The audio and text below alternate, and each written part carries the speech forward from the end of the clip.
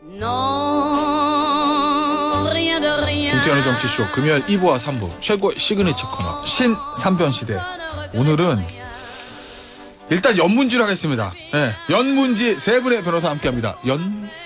허를 찌르는 관점을 제시하는 허주 연 변호사입니다. 아니 제가 이거 왜 여기 위에 연문지를 했는지 알아요? 왜요? 여기 우리 새로운 대본에 허백지라고 나와 있었거든. 근데 내가 너무 마음에 안 들어 이게. 뭐 허벅지 뭐 이거랑 비슷해. 허백지야? 허를 찌르는 관점을 제시하는 허주연 변호사. 네. 백. 허를 찌르는 이건 좀 좋아. 백. 백발백중 해답 찾아내냐. 백점. 이거 정말 마음에 안 들어. 왜? 그냥 싫어. 그냥 싫은 거잖아, 그냥. 그리고 화면에 읽지 마요, 그냥. 지혜로운 인문학 뭐 현자. 현자? 마음에 안 들어. 내가 할 수가 없어. 허백지. 장백지도 아니고. 장백지. 네, 허백지. 마음에 안 듭니다. 제가 김태현 어. 변호사한테 별로 고맙다는 얘기를 안 하는데 대신 읽어줘서 고마워요. 내 입으로는 차마 못 읽겠더라고요. 나도. 이거. 지혜로운 인문학 현자. 너무. 잘했는데. 이건 괜찮다니까. 허를 찌르는 거 좋아요. 허 변호사까지는 괜찮아. 두 근데, 번째 거부터 읽을 수가 없잖아. 백발백중 해답? 뭐 맞긴 한 것 같은데. 이상한 사람이네. 어쨌든 네. 연문지들 허백지들 오늘도 아주 재밌고 즐겁게 해봐야 되는데 근데 첫 번째 소식이 그럴 수가 없는 얘기예요. 이거. 오늘 주제도 좀 그래요. 왜냐면 이번 주에 강력 사건 사고가 너무 많고 옛날 사건 사고에 대한 판결 나온 것도 많고 그래서 맞아요. 좀 무거운 주제들이 있습니다. 첫 번째 주제는 요거 정유정. 저는 여러 가지 살인 사건들 많이 있잖아요. 신상 공개되고. 네. 근데 그 빌런이라고 말하면 여기가 역대 최강의 빌런인 것 같아요. 저는. 제가 봤을 때는. 무슨 미드 스릴러 이런 데서나 네. 보던 얘기가 우리나라에서 현실로 일어난 거예요. 그리고 제일 무서운 사람이 저는 이 사람인 것 같아요. 오히려 예전에 연쇄 살인 유영철보다도 더 무서운 사람인 것 같아요. 이 사람 살해 그렇죠. 동기가 그냥 호기심 해보고 싶어서. 뭐 이런 거니까요. 대충격. 어쨌든 진짜 네. 이거 정리부터 좀 해주세요. 일단 얘기를 한 것처럼 어제 신상 공개가 결정이 됐죠. 그래서 23살의 정유정이 이 사건의 범인입니다. 많이들 들으셨겠지만 어떻게 된 거냐면 과외 앱에 내가 중학생 자녀가 있는데 이 과외를 시키고 싶다라면서 학부모 행세를 한 겁니다. 그래서 학부모인데 아이가 방문할 것이다라고 얘기한 거예요. 왜 이렇게 얘기를 했냐면 사실 피해자를 찾고 있었던 거예요. 정유정은 사람을 해치기 위해서.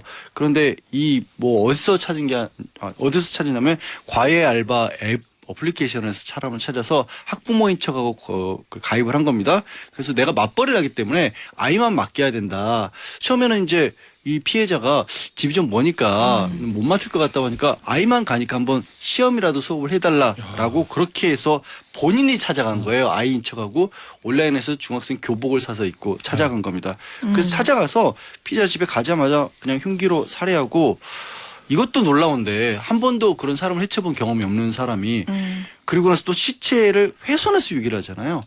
일부를 훼손해서 여행용 가방에 담아서 택시를 타고 캐리어에 담아서 이 부산에 있는 한 공원에 들어가서 버렸는데 택시 기사분이 이 사람 아무래도 이상하다. 왜 여기에 캐리어를 들고 저 숲속으로 들어가지라고 해서 신고를 하는 바람에 바로 첫 번째 범행이 검거가 돼서 정말 다행인 건데 그거 못 잡았어요. 이곳이 평소에 이 정유정이라는 인물이 산책길로 산책로로 주로 다니던 곳이라는 거예요. 자기가 다니던 곳에 그러니까 시신을 유기를 한 거죠. 얘기한 것처럼 사람을 죽여보고 싶어서 고등학교 졸업하고 5년 동안 이른바 은둔형 외톨이로 지내고 할아버지랑 단둘이 지내다가 이런 범행을 결심한 거예요. 이게 정말 이거 너무 무서운 상황이에요, 진짜. 처음에는 이 사건 처음 터졌을 때 도대체 피의자하고 피해자하고 어떤 관계지? 왜 와서 그랬지? 공범이 있는 거 아니야? 막 이런 의문도 많았잖아요. 살해 동기 때문에. 그렇죠. 보통은 이제 왜 죽였냐, 왜 이런 행동까지 갔냐, 둘이 뭔가 원한 관계 아니야? 이렇게 생각하는 게 보통의 상식이죠. 그런데 이 사건이 진짜 무서운 지점이 바로 이건 게 둘이 아무런 관계가 없고 일면식도 없는 사람이 피해자는 이 사람을 처음 보자마자 살해당한 거예요. 그게 너무 끔찍한 거예요. 그러니까 이 사람이 아까 양 변호사님도 설명해 주셨지만 교복을 입고 찾아갔다 그랬잖아요. 그냥 피해자는 과외 학생을 구하려고 앱에 올렸을 뿐인데 이 피의자가 이 정유정이 찾아와가지고 그냥 자기가 학생인 척 교복 입고 가가지고 그냥 살해해버린 거거든요.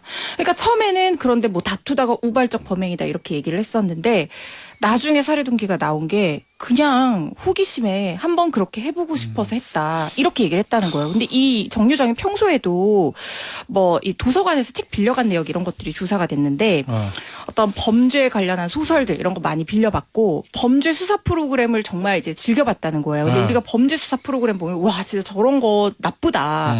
우리 저런 거 조심해야 되겠다. 이렇게 생각하는 게 일반적인 상식이잖아요. 근데 정유정은 그걸 보면서 아 저렇게 한번 해봐야겠다. 이렇게 생각을 했다는 겁니다. 이제 살해 동기는 지금 일종의 묻지마 살인인 거예요. 한번 해보고 싶었다. 말 그대로 묻지마 범행인 거죠. 이게 상식적으로 생각하면 예를 들어서 처음에 아까 말씀하셨던 것처럼 이 둘이 실제로는 알고 있었던 거 아니야? 혹시 또 다른 사람 공범이 있었던 거 아니야? 이게 나왔던 게 너무 이해가 안 됐던 건데. 근데 처음에 이 피해자한테 접근한 게 피해자를 알아서 접근한 게 아니잖아요. 그냥 과외 앱에서 무작위로 접촉이 된 거고 그리고 본인이 학생인 척 교복까지 입고 갔죠. 그럼 일단 학생을 보내겠다 그러고 자기 애를 보내겠다고 했단 말이에요. 그러니까 그렇게 해놓고 보자마자 전혀 모르는 분이니까 뭐야 근데 뭐 나이가 어려 보이진 않고 이런 상황에서 바로 그냥 범행에 들어간 거기 때문에 이건 그냥 누군가를 죽이고 싶어서 이거 혹시 특정한 사람이 아니고 저는 이게 딱 그 한번 살인을 해보고 싶었어요라는 그 얘기 딱 듣고 여죄 이게 처음일까? 또 있지 않을까? 근데 이제 저는 개인적으로 이게 첫 번째 범행일 가능성이 매우 높다고 생각을 하는 게 그러니까 보통 요즘에 우리나라 이 그 살인 사건 보면 연속 살인은 있어도 연쇄 살인은 거의 없어요. 연속 살인이라는 건 한 장소에서 둘을 연달아 죽이거나 그러니까 시간이 붙어 있는 거. 그러니까 경찰력이 바로 투입돼서 뭐 해결하지 못하는 경우 그런 경우들은 종종 있는데 연속살인이 한 장소에서 그러니까 피해자가 뭐 2명이거나 이런 경우 대부분 연속살인입니다. 근데 연쇄살인을 이렇게 한 명을 살해하고 또 일정 텀을 뒀다 또 살해하고 이런 경우는 과거에는 사실 뭐 CCTV나 뭐 과학수사 능력 문제나 이런 것들 때문에 많이 벌어졌죠. 예전에는 유영철? 네, 유영철도 그렇고 뭐 여러 가지 화성 연쇄살인 것도 마찬가지고 근데 최근에는 거의 없어요. 그리고 이 정도의 끔찍한 사건이라면 그렇다면 어떤 방식으로든지 그 전에 발각될 가능성이 많다고 생각해요. 만약에 예를 들어서 사람이 아니라 뭐 동물이나 이런 것들 중에서 실험을 했다 그건 모르겠지만 사람을 상대로 한 범행은 이전에 또 있기는 좀 어려운 상황이 아니었나. 그 동물 학대의 가능성이 굉장히 높다는 생각은 저도 들었어요. 왜냐하면 지금 이 정유정이 3개월 전부터 시신 없는 살인 이걸 적극적으로 검색했다고 하거든요. 집중적으로. 그러면은 사람을 죽이고 그 이후에 사체 처리까지 미리 계획을 했을 가능성이 있다는 거잖아요. 근데 지금 시신을 훼손했는데 이게 처음 하는 사람이 이렇게 쉽게 할 수 있는 그런 일이 아니거든요. 그래서 미리 동물을 상대로 뭔가 그런 행위를 해본 경험을 토대로 이렇게 하지 않았나 이런 의심이 강하게 듭니다. 자, 청취자 문자 좀 읽어드릴 텐데 윤혜라님 무엇이 인간을 저렇게 만든 건가 하셨고 박현정님 이 얘기 진짜 충격적 평범해 보이던데 더 놀라고 무서웠어요. 물론 사람 얼굴이 뭐 범죄형 얼굴이 있고 뭐 지금 평범한 뭐 비범죄형 있고 이런 건 아닌데 그냥 이 정유정 얼굴 보면 지금 제가 방송 끝나고 방송 밑에 내려가도 한 번은 있을 만한 얼굴이라니까. 그렇죠. 아주 평범해 보이죠. 어느 학교, 어느 회사, 어느 식당에 가도 있을 진짜. 만큼 평범한 얼굴인데, 야 이런 얼굴을 가진 사람이 이런 범죄를 저질렀다는 게. 아니, 뭐 검거될 때 모습을 봐도 네. 체격도 아주 작은 편이고요. 오. 뭐 중학생이라고 가장할 만한 정도의 상황이었고 뭐 얘기 잠깐 이제 죄송하다라고 얘기하는 거 들어봐도 목소리를 들어도 그렇고 어디에서도 이 사람의 머릿속에서 그런 일이 일어나고 있으리라고 상상하기 어려운. 그래서 저도 이제 연쇄살인 가능성 이제 한마디만 더 보태자면 본인 생각하기에는 굉장히 철저하게 계획을 세웠을지 모르지만 굉장히 많은 흔적들을 너무 어설프게 남겼어요. 그리고 그렇죠. 피해자도 최근 같은 경우는 이제 그렇게 혼자 사는 분이라도 며칠 정도 안 나타나고 그러면 바로 이제 탐문수사 들어가고 CCTV 공개하고 그러면 생존 반응을 찾고 그러면 누가 어떻게 없어졌다는 게 금방 나오기 때문에 적어도 그럴 걱정은 안 하셔도 되는데 문제는 진짜 이렇게 갑자기 돌발해서 주변 사람이 살인범으로 바뀐다고 생각해보세요. 이러면 피해자 입장에서는 진짜 이게 황당한 거죠. 하늘을 원망해야지 이걸 어떻게 누구를 원망하겠어요. 그러니까 이게. 묻지마 범죄가 제일 무서운 게 뭐 보복 범죄나 이런 것들은 저 사람이 나를 어떻게 해를 가할 거다라는 그 감이 있잖아요. 근데 그냥 모르는 사람이 와서 저를 갑자기 팍 하면 대응이 안 돼요. 맞아. 대응이 안 돼. 그게 가장 무서워요. 대응이 안 돼. 언제 어디서 터질지 모르기 때문에. 알겠습니다. 자, 다음 주제를 좀 볼 건데 이것도 저희가 아마 제 기억 한 100배 우리 한 3번째 정도 하는 것 같은데 요거. 맞아요. 저 부산 돌려차기남. 자, 허변. 요거 네. 항소심 결심 공판에서 검찰의 징역 35년을 구형했다? 뭐 이러면 뭔가 상황이 좀 바뀐 것 같은데요? 네, 일단 네. 적용 그 법조 근거가 달라졌습니다. 네. 일단 청취자 여러분도 네. 우리가 소개를 많이 했잖아요. 신삼배지단 2번 정도 한 걸로 네, 제가 맞아요. 알고 있는데. 정리 한번 먼저 해보죠. 네, 일단 알고 계시겠지만 정리를 해보면 이 부산 돌려차기 사건으로 알려지면서 네. 굉장한 공분을 샀었죠. 영상 그냥 보면 여기도 또 일면식도 없는 네. 피해자가 그냥 아무 생각 없이 귀가를 하는데 CCTV에 보면 남자가 갑자기 뒤에 와서 공격해서 쓰러지게 만들고 무차별 폭행을 가하고 업고 사라지는 그런 모습이 담긴 CCTV로 굉장히 이제 충격을 줬던 사건인데 작년 5월 22일 새벽 5시쯤 발생한 사건이고요. 당시 부산 진구 서면 한 오피스텔 공동 현관에서 말씀드린 것처럼 엘리베이터 기다리고 있던 피해자 머리를 가해자가 발로 돌려차기로 가격을 하고 수차례 폭행해서 엄청난 중상해를 입힌 혐의로 붙잡혔습니다. 이게 1심에서 피의자한테 검찰이 징역 20년을 구형했었는데 법원이 이제 살인 미수로 기소가 됐었거든요. 법원이 8년을 뺀 징역 12년형을 선고를 했는데 살인 미수만 본 거죠. 네. 성범죄였던 정황이 있는 게 아니에요. 이런 게 이제 의혹이 제기가 되면서 이게 항소심에서 조금 달라진 부분이 있게 된 거죠. 자, 백변. 그러면 앞서 우리 화면에 얘기했지만 1심에서 20년 검찰을 구형하고 12년 받았어요. 살인 미수만 나왔어요. 그렇죠. 뭐 그것까지는 알겠어요. 네. 근데 이제 항소심에서 검찰이 35년으로 구형을 높였다는 얘기는 뭔가 더 추가됐다는 거잖아요. 그렇죠. 그리고 성범죄가? 항소심 재판부에서도 재감정을 요청을 할 정도였으니까. 그리고 그때 언론을 통해서도 이게 부산 돌려차기 사건 CCTV를 딱 보면 사각지대로 이 피해자를 데리고 사라지는 장면이 있어요. 몇 분이 있어요. 근데 이때 뭔가 성범죄를 하려는 목적이 아니었느냐. 그리고 뭐 하의 같은 경우도 약간 뭐 벗겨져 있었다. 뭐 이런 얘기들도 나오고. 그래서 DNA 재감정이 필요하다고 해서 다시 재감정을 해 보니까 일단 피해자 청바지에서 이 가해자 염색체가 4개 나오고 가디건에서 1개 나오고 특히 청바지 안쪽 부분에서 DNA가 발견이 되면서 청바지 안쪽에 발견됐다. 일단은 성범죄 목적을 가지고 하다가 범행이 발각될 수 있는 상황이 되니까 그냥 현장에서 이탈한 것이다. 그러니까 성폭행을 범하려다가 하지 않은 것이다로 일단 검찰이 판단을 다시 한 거고요. 그래서 이제 원래 살인미수였잖아요. 1심에서 항소심에서 공소장을 바꿨습니다. 공소장을 바꾼 게 강간살인미수를 주의적 공소사실. 그래서 강간살인미수가 만약 그 성범죄 목적이 없었다면 무죄가 나면 안 되잖아요. 그래서 예비적으로 살인미수를 넣어서 그럼 이제 강간살인 같은 경우는 훨씬 형이 높기 때문에 일단 구형 자체를 지금 뭐 1심 20년보다 15년을 더 늘려서 지금 35년을 구형을 한 겁니다. 청바지 바깥쪽에서 DNA는 뭐 그냥 살인미수로 나올 수도 있을 것 같은데 안쪽에서 나왔다는 얘기는 바지를 그렇죠. 벗겼다는 얘기가 되니까 아마 검찰에서 좀 중요한 그거로 보겠죠. 증거로. 근데 가해자 뭐랍니까 이거? 가해자는 네. 수사 받을 때 그리고 항소심 재판 과정에서도 철저하게 이 부분을 부인하고 있어요. 성범죄 부분은? 그리고 부인하는 정도가 심지어 폭행 부분에서도 경찰이 수사 받을 때 영상 녹화했던 부분이 언론을 통해서 공개가 되는데 이런 식이에요. 제가 많이 때렸나요? 한두 대 때린 것 같은데요. 경찰이 어이가 없어서 그냥 쉽게 말해서 기절할 정도로 때렸어요. 그때 제가 그랬나요?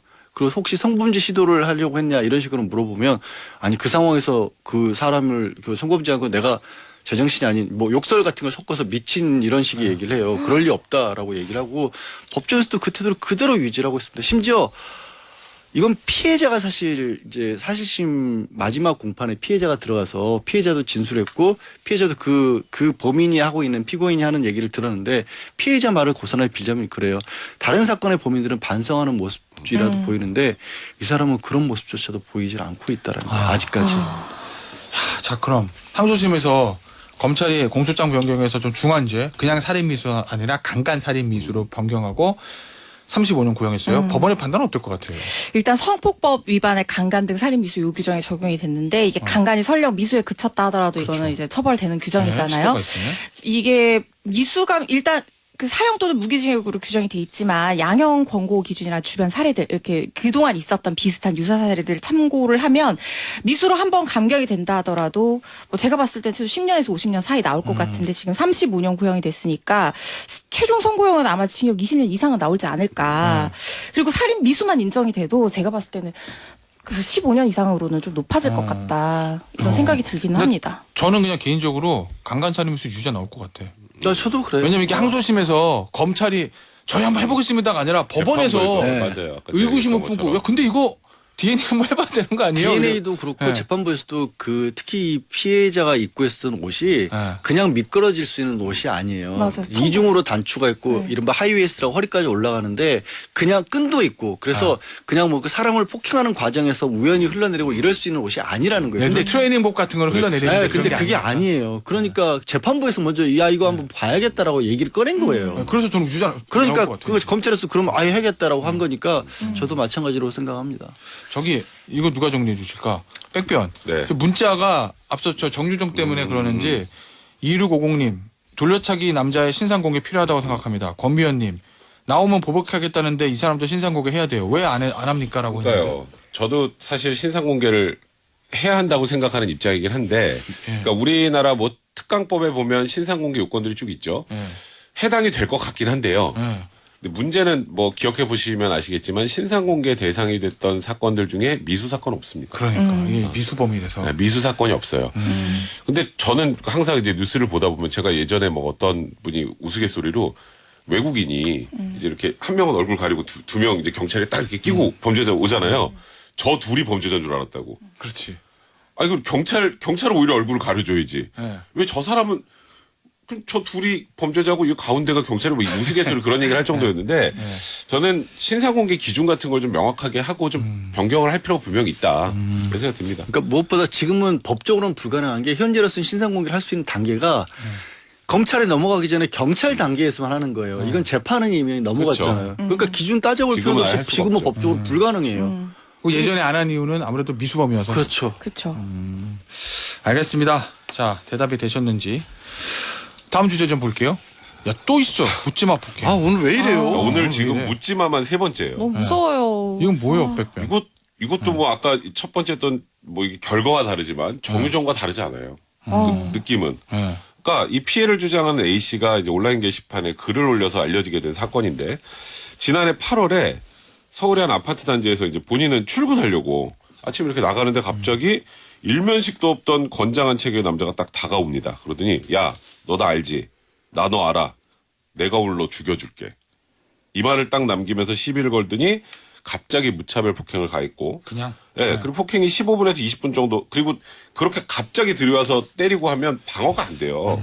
보통 일반 분들은 뭐 계속 뭐 멱살 잡고 바닥에 내팽개치고 또 이제 그럼 피해자는 어떻게든 도망가려고 하면 도망가면 또 잡아서 발로 차서 넘어뜨리고 몸에 올라타서 명치 얼굴 등을 수도 없이 때렸다고 합니다.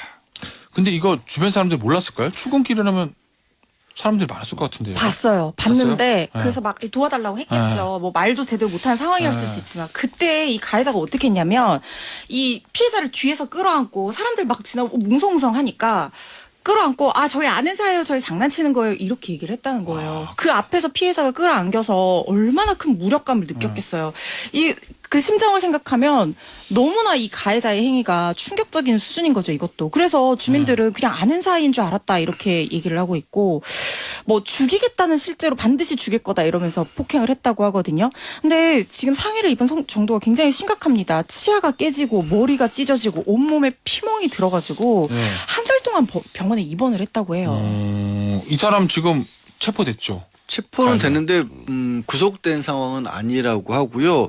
무엇보다 무서운 게 같은 아파트 같은 동 사는 사람들이에요. 이걸 구속을 통해서 분리를 안 시키면 어떡해요? 그러니까 출퇴근, 그러니까 여성이 아니고 남성이라는 거, 네. 이거 성범죄 이런 건 아닌 폭행 사건이라고 분류를 해서 접근금지나 분리조치를 대상이 아니라고 본 것 같은데 사실 근거법도 딱히 마땅히 마땅치 없긴 해요. 이게 뭐 스토킹을 한 것도 아니기 때문에. 근데 당한 입장에서는 얼마나 무섭겠어요. 그래서 호신용품을 가지고 다니고 가족들도 뭐 굉장히 무사하고 있는 단계라고 하는데 게다가 이제 피해자 얘기는 주장입니다만 가해자가 정신병력을 주장하고 있는 상황이었다라고 하고요. 지금도 그 가해자 가족도 그렇고 가해자도 사과 한 번 없었다. 오히려 이것도 이제 피해자 주장입니다만 가해자 아버지는 아, 나 지금 뭐 정관 출신 유능한 변호사 고용해놨으니까 뭐 할 때면 해봐라 이런 식으로 조롱을 했다라는 이 사실 확인은 안 되고 피해자는 그렇게 얘기하고 있어요. 이게 도대체 무슨 상황인지 저도 납득이 안 가네요.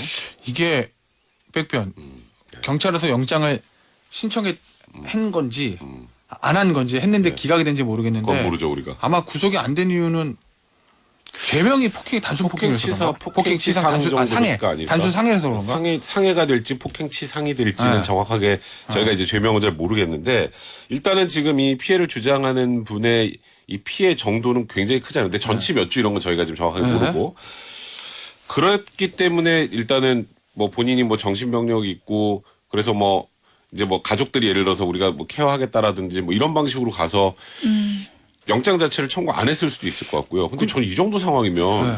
그러니까요. 그러니까 같은 동에 사는 건 너무하잖아. 그것 때문에 너무 심해요. 같은 동에 사는 거. 그럼 내일도 다시 재범이 그러니까 우리가 법원에서 검찰도 법원에서 양형 판단할 때 제일 중요하게 보는 것 중에 하나가 재범 재범. 가능성이잖아요. 그러니까. 풀어주면 또 하지 않을까? 물론 이건데 이 정도면 가해자고 피해자가 같은 아파트 동에 있으면 이거 재범 가능성이 제 진짜 너무한 거 아닌가? 좀 안타깝고 화나는 건 이제 아마 많은 분들도 비슷한 생각하실 텐데 우리나라는 왜 범죄 피해 입은 사람이 피해야 돼요? 맞아요. 그게 문제예요. 네. 피해 입은 사람이 도망을 가야 돼요. 이게 그렇죠. 참 이해되지 않는 그런 상황입니다.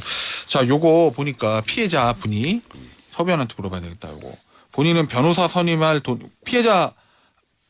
피해자분이 온라인 게시판에 올린 글 내용입니다. 변호사 선임할 돈과 백이 없다며 최대한 많은 탄원서 제출에 청원 동안 도움받고 싶다 이렇게 글을 올렸다거든요. 피해자분이 요 조언을 좀 해주시면.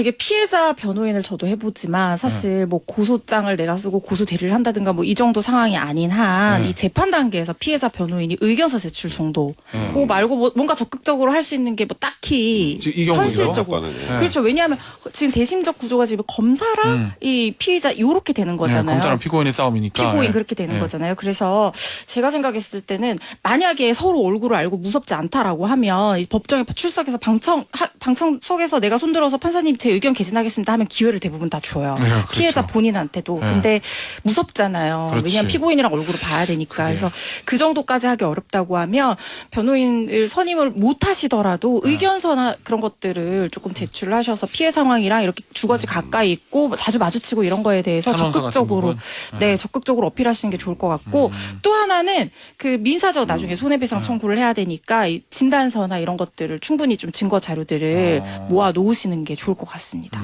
알겠습니다. 이게 사실은 가해자를 위해서 피해자를 위해서도 글쎄 합의가 어떻게 진행되고 있는지 모르겠네요. 가해자 입장, 피고인 입장에서도 본인이 양형 깎으려면 제일 중요한 게 합의 아닌가? 합의를 해야죠. 근데 너무 걱정은 안 하셔도 되는 게 피해자 변호인이 필요한 경우들이 되게 법적으로 그러니까 일반적으로 법을 모르는 분 입장에서 내가 어떤 피해를 입었는지 자체를 얘기를 잘 못 하시는 경우가 있잖아요. 성범죄 같은 경우도. 그렇죠.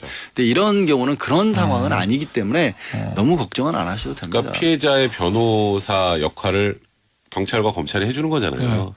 그러니까 그렇게 생각을 하시면 될 것 같고. 이거 맞아, 백변. 이거 네. 죄명 아직 안 정해졌죠. 상해인지 살인미수인지 모르죠. 근데 사실 살인미수 지금 될까? 있었던 너 그 죽여줄게 현상만 이것도. 놓고 보면 너 죽여줄게라는 말을 했다고 죄명이 살인미수가 되긴 좀 어려울 것 같고 이제 그 저희가 이제 폭행의 정도나 이 상해 정도를 좀 정확하게 봐야 그러니까 이제 어떤 부위를 집중적으로 공격했는지 이런 것들을 봐야 정확한 죄명을 파악할 수 있을 것 같습니다. 네. 알겠습니다. 뭐 너 죽여줄게라고 말을 했다고 해서 살인미수 되는 건 아니고 만약에 폭행할 때 뭐 머리 쪽을 집중적으로 했다든지 이 부산 돌려차기 남 같은 경우에는 죽여줄게라 말을 안 했어도 그렇지. 머리를 너무- 계속 너무- 집중적으로 발로 가격했기 때문에 살인미수가 적용이 된 거거든요. 말이 아니라 행동. 이게 좀 중요하다라는 말씀 드리면서 잠시 쉬었다가 3부에서 돌아오겠습니다.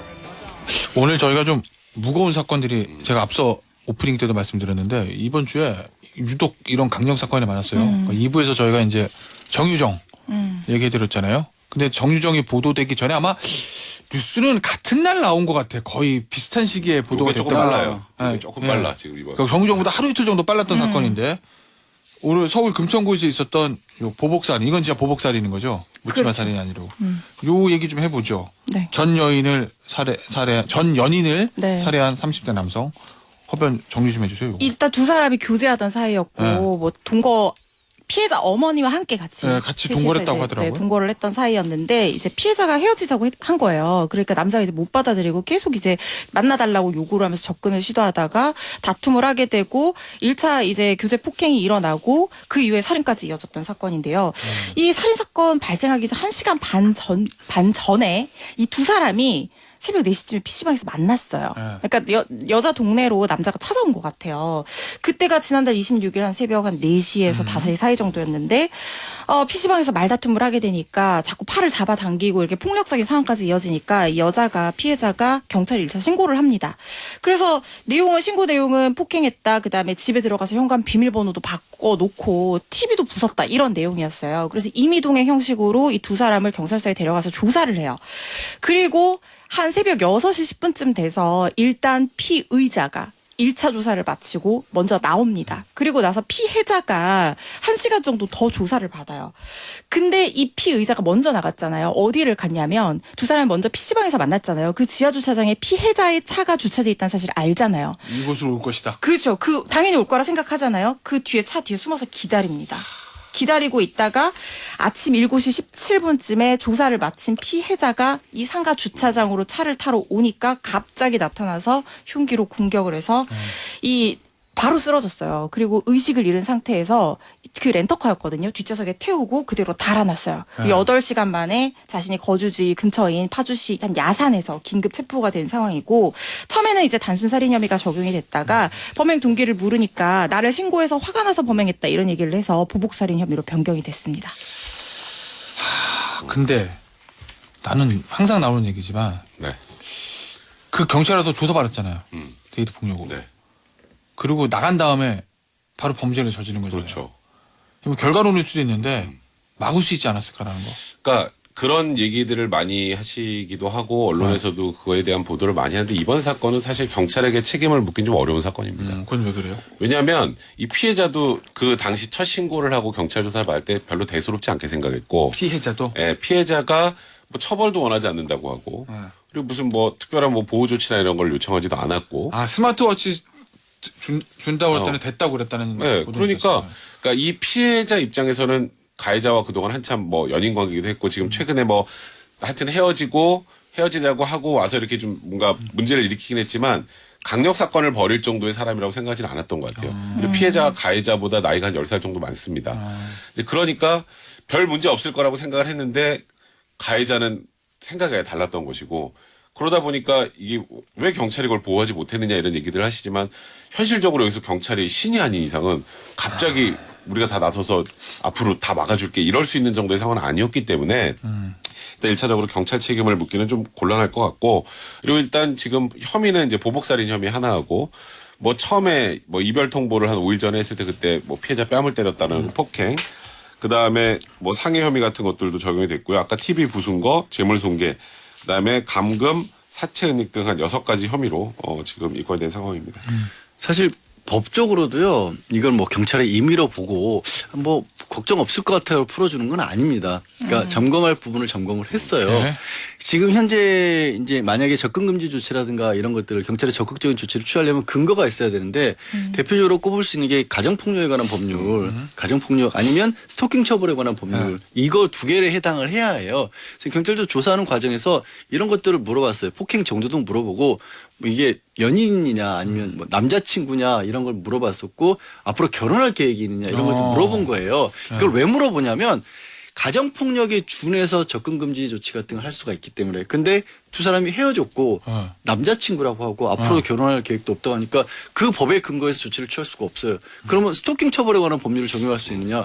스토킹 처벌에 관한 법률 역시도 마찬가지로 스토킹에 해당하는 행위들이 있어야 되는데 처음 만나서 그리고 게다가 그 전에 교제를 했던 관계이기 때문에 일방적으로 쫓아다녔던 관계도 아니었거든요. 그러니까 그런 것까지 체크를 해본 다음에 경찰로서는 이걸 잡아둘 근거가 없었던 거예요. 더군다나 그 폭행, 그러니까 길에서 처음 만나서 잡아당기고 폭행했다는 거 이것도 처벌을 원하지 않는다고 해버리면 경찰이 무슨 수로 이 사람을 잡아놔. 그러니까 제가 이걸 굳이 말씀드린 이유가 경찰 비방하는 댓글이 되게 많이 달렸어요. 10분 만에 풀려나자마자 사람이 죽었다. 뭐 하고 있었냐. 근데 사람을 야 느낌이 안 좋다고 가둬둘 수는 없잖아요. 예, 지금 법을 좀 수정해야 되느냐 이런 논의는 할 수도 있겠지만. 근데 조금 그래도 저는 조금 아쉬운 부분이 이 피해자한테 피의자가 이전에 계속 이제 접근해서 만나자 하면서 찾아왔던 적이 있었다는 거예요. 그런데 그게 피해자가 그 당시에 진술을 안 했을 수도 있죠. 그리고 경찰이 현장에서 그런 것까지 일일이 다 판단하는 게 너무나 어렵다는 건 100분 공감하지만 그래도 조금만 한번 좀 적극적으로 해석해서 그래도 이렇게 사람이 죽는 것보다 낫지 않나 이런 아쉬움이 드는 부분이 있기는 합니다.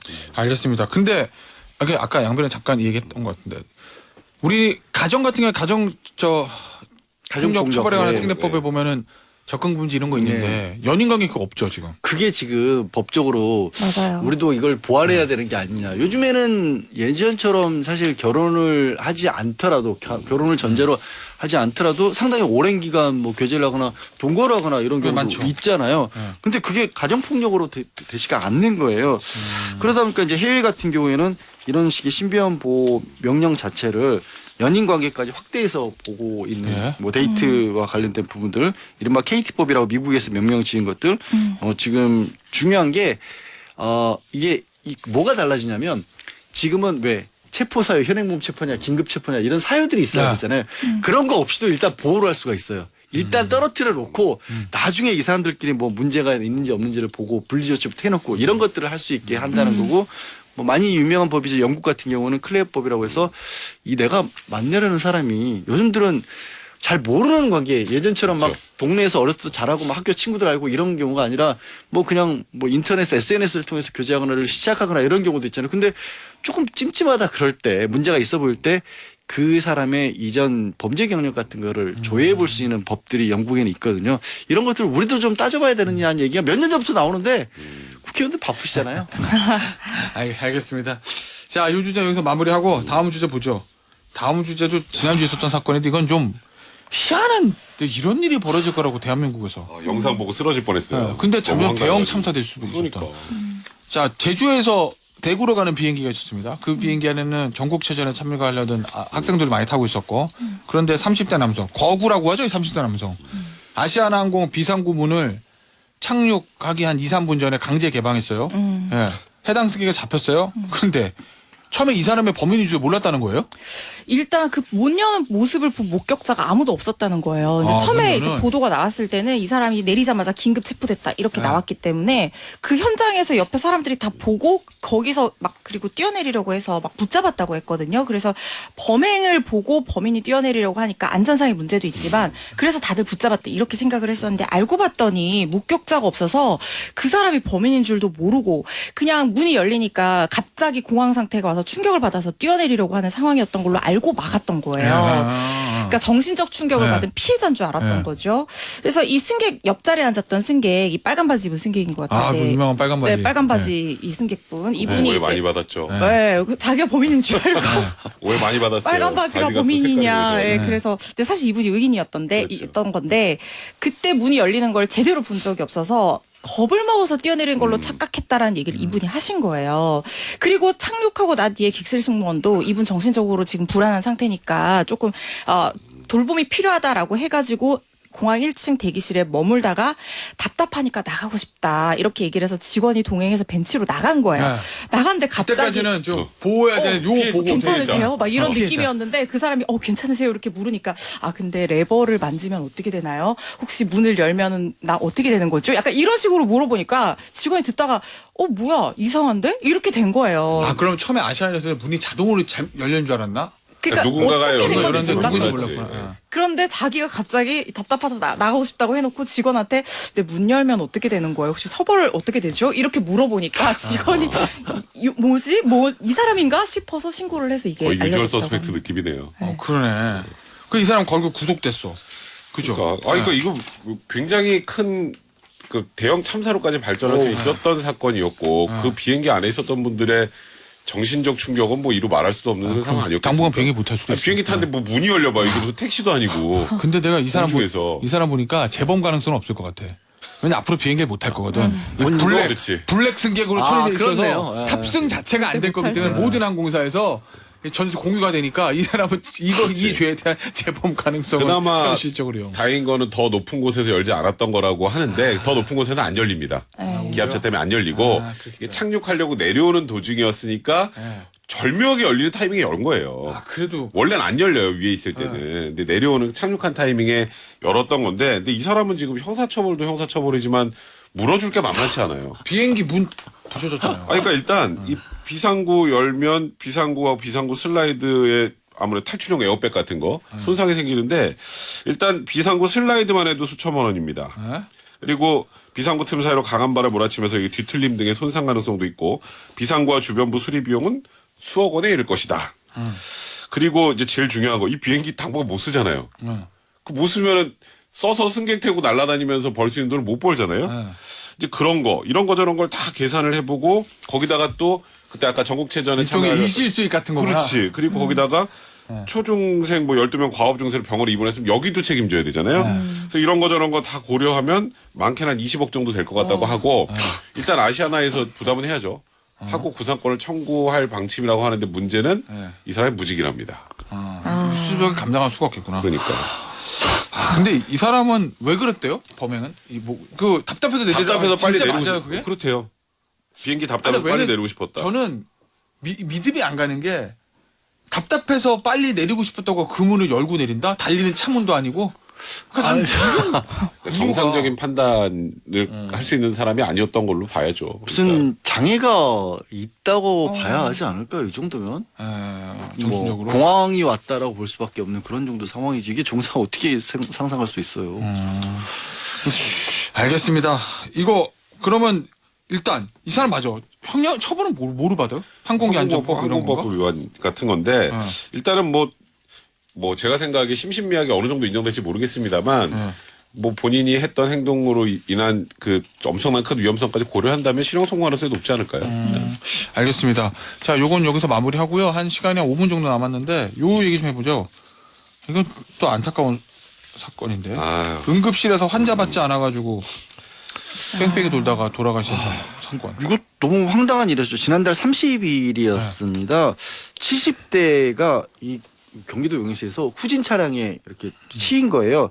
근데 응급조치를 취할 수 있는 상황이었고 실제 구급차도 10분 만에 현장에 도착을 했어요. 근데 그때부터 병원을 찾기 시작했던 겁니다. 그래서 무려 12곳의 치료를 요청했고 그중에는 뭐 권역별 응급의료센터 설치되어 있는 곳들도 7곳이 포함이 돼 있었는데 못 찾았던 거예요. 병실 없다, 전문의가 없다. 그래서 결국에 수소문을 하다가 사고 현장에서 100km 떨어진 이게 경기도 용인시에서 사고가 났거든요.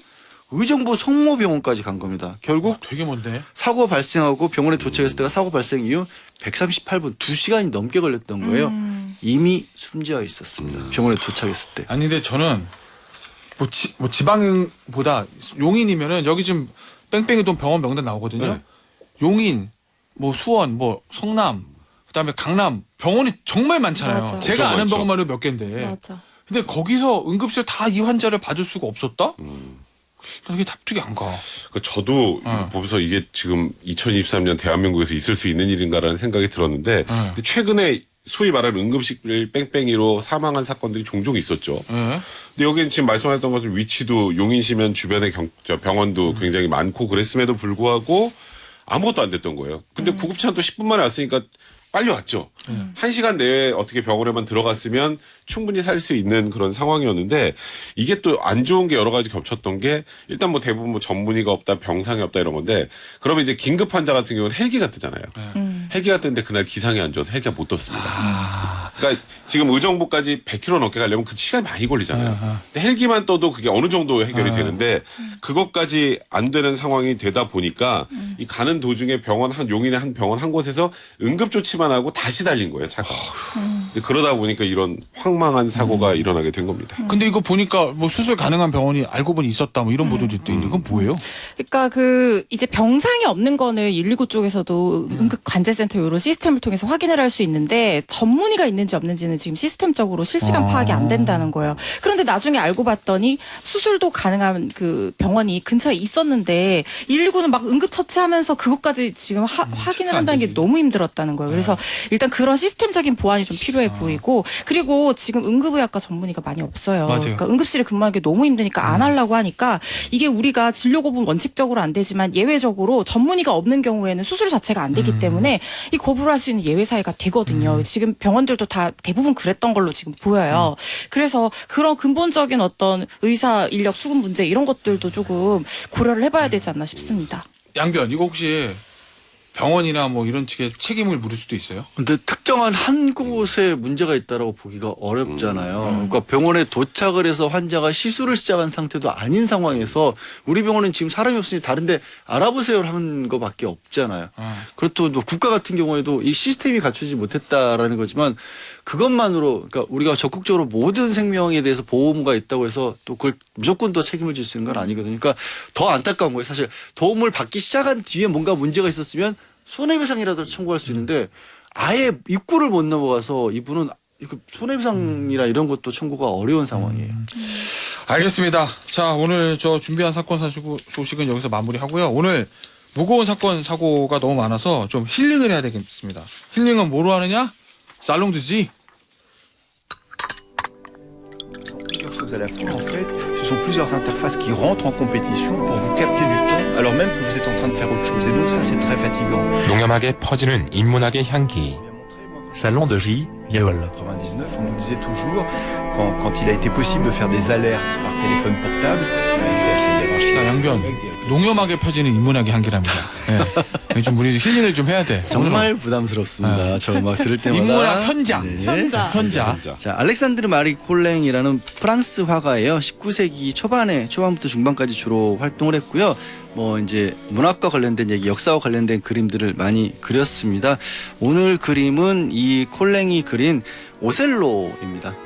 저 셰익스피어 4대 비극 중 하나고 그림을 골라오면서 허지연 변호사가 영문학을 전공해서 허 변호사님의 도움을 얻어야 되나라는 고민도 잠깐 했던 그런 그림이긴 한데요. 근데 너무 길어질 것 같아서 오셀로는 내용은 그런 거죠. 이제 베니스의 무어인 장군이 이게 사실 무어인이라고 하면 이제 북아프리카 쪽의 아랍계 출신을 그렇게 가리켰는데 배경이 시대적 배경이 16세기였거든요. 그때 이 무어인이 너무나 혁혁한 전과를 올려서 전승을 해서 이 베니스의 총사령관 자리까지 올라갑니다. 그래서 그 베니스 지역의 부호의 딸과 결혼까지 했는데 문제는 이제 그러다 보니까 주변에 시기와 질투가 있었을 거예요. 그 당시만 해도 무어인이. 말도 안 되는 상황이죠. 요즘도 인종차별하는데 16세기예요. 근데 그래서 이제 이 본인이 그걸 질투한 부하 또 그 자기가 이 부하는 개인적으로 본인이 승진을 해야 된다고 생각하고 있었는데 자기보다 다른 사람들이 이제 좋은 자리를 차지한 것에 시기와 질투라는 듯이 끊임없이 이 무어인에게 이 아내가 부정한 행위를 불륜을 저지르고 있다. 다른 부하와 이렇게 부추기는 거예요, 옆에서. 그래서 결국엔 이게 셰익스피어 4대 비극 중에 하나가 된 이유가 이 무어인이 아내를 의심한 나머지 아내를 해친 거거든요. 지금 이 그림은 그 아내를 죽인 그 직후의 상황이에요. 보면 이게 침실이죠. 굉장히 붉은색의 이 침대 커튼까지 쳐 있는 침실이고 그 안에 목이 졸려 숨진 아내가 있습니다. 그리고 이 무어인이 이제서야 내가 도대체 무슨 짓을 저지른 건가 하는 표정으로 바라보고 있고요. 그림에 눈여겨보면 특이한 부분은 보통 이제 붉은색이 이제 그림에서 욕망이라든가 뭐 정열이라든가 이런 감정을 극단적으로 표현할 때 붉은색을 쓰고 푸른색은 이성을 가리키거든요. 근데 거꾸로 이 보면 이 무어인은 푸른색 옷을 차림을 하고 있는데 이성을 잃고 있었던 거예요. 근데 이 무어인의 눈에는 아내가 욕망에 사로잡혀서 불륜을 저질렀다라고 그렇게 본 건데 사실 그 안에 잠들어 있는 이제 사망한 거죠. 아내를 보면 순백의 모습으로 화가는 그려놨죠. 그렇게 부정한 눈으로 바라봤지만 사실 아내는 그렇지 않았던 거고요. 저는 이런 아까 이제 교제 폭력이나 이런 걸 보면 드러나는 것 중에 하나가 컴플렉스를 가진 사람들에 의해서 저질러지는 경우들이 많아요. 보면 뭐 이 처음에 우리가 다뤘던 그 PC방 살인 사건 같은 경우도 남성이 무직이었고 이제 뭐 처음 헤어지자고 요구를 먼저 당해서 자기를 버린다라고 생각해서 저질렀다라고 하잖아요. 그래서 이 남성 같은 경우도 결국 무어인이라는 컴플렉스를 극복해 가면서 장관 자리까지 올랐지만 총사령관 자리까지 올랐지만 그게 내재돼 있었기 때문에 그 내재돼 있는 컴플렉스를 주변에서 자극을 하니까 이 여자가 결국 다른 남자와 눈이 맞았구나 이게 발동했던 게 아닌가 그리고 화가가 그 모습을 저런 식으로 그려냈던 게 아닌가 싶어요. 근데 컴플렉스라고 하는 게 우리 모두에게 다 있죠. 그리고 그게 때로는 그걸 극복해서 훌륭한 자리에 이끌도록 원동력이 되기도 하는데 결국 그게 또 본인을 망치기도 하거든요. 나에게는 어떤 모습이 있는가 어떤 컴플렉스가 있을까 주말에 한번 생각해 보시는 것도 좋을 것 같아서 이 그림도 골랐습니다. 야, 잘해. 괜찮다. 나를 돌아보게 되는 것 같은데요. 뭔가? 항상 그러니까 항상 계속 해야 되는 거야. 항상 그렇습니다. 네. 이게 뭔가 인문학의 현자라는 말이요. 오늘 혹시 저기 어. 허 변호사님이 좀 추가로 오셀로에 관해서 얘기를 제가 짧게밖에 좀 못 해주세요. 들었기 때문에 왜냐면 아니, 참고로 제가- 말씀드리면 네. 저랑 백 변호사는 네. 이겁니다. 이 하얀색 백지와 백지. 네. 도화지 몰라 네. 뭔지 멍하고 있잖아요. 멍하고 그냥. 있어. 오델로가 그런 거였어? 예. 그건 햄릿 아니야? 막 이런. 아니, 로미오와 줄리엣 말고 뭐 아는 아니 것도. 너무 잘해주셔서 제가 덧붙일 내용이 없어요. 줄거리도 거의 완벽하게 설명해 주셨고 네. 이 작품의 배경 자체가 이 무어인이라고 설정했고 이 데스데모나 이 아내는 백인의 너무나 아름다운 이런 그것도 부자. 그 네. 극단적인 어떤 대립을 설정한 이유 자체가 바로 인간 내면에 내재한 그 컴플렉스를 가지고 얘기를 하기 위해서 이렇게 설정을 한 거거든요. 근데 그 부분까지 너무나 완벽하게 짚어주셨고 거기에 교제 살인을 접목시킨다는 그 아이디어가 저는 너무 대단한 것 같습니다. 여기 보면 그림에 보면 이 아내가 숨졌는데 아내는 끝까지 자신을 의심하는 남편을 믿었어요. 의심치 않았어요. 네. 그래서 그 떨어져 있는 소품을 보면 십자가 목걸이가 이 믿음의 그래요? 상징처럼 떨어져 있고요. 그 옆에는 이제 하얀 손수건이 보이거든요. 이 그건 손수건이 이 무어인 남편이 아내에게 선물했던 손수건인데 이 사건을 촉발시켰던 그 시기했던 부하가 그 아내가 선물 받았던 손수건을 다른 부하의 방에 갖다 놔요. 그래서 그거를 남편하고 발견하게 만듭니다. 그러니까 사실 별거 아닌데 내가 준 손수건을 왜 이놈이 가지고 있어 라는 그게 결정적인 폭발을 시켜버리거든요. 그 트리거가 됐구나. 확인 한 번을 안 해보고 잠들어 있는 아내를 해쳤던 거예요. 그러니까 사실 우리에게 뭔가를 폭발시키는 것도 촉발시키는 것도 의심에 가득 차 있는 상황에서는 돌아보지를 못하고 한 번만 더 찾아보고 확인해봤으면 될 일을 돌이키지 못할 범죄를 실수를 한 거죠, 이 남자. 알겠습니다. 야 재밌다. 오늘 오델로 얘기를 잘 들어봤어. 백변 많이 배웠죠? 많이 배웠어요. 나도 오늘 처음 알았어. 오늘 여기서 마무리하도록 하겠습니다. 지금까지 허백지, 염문지 세 분의 변호사였어요. 감사합니다. 네, 고맙습니다.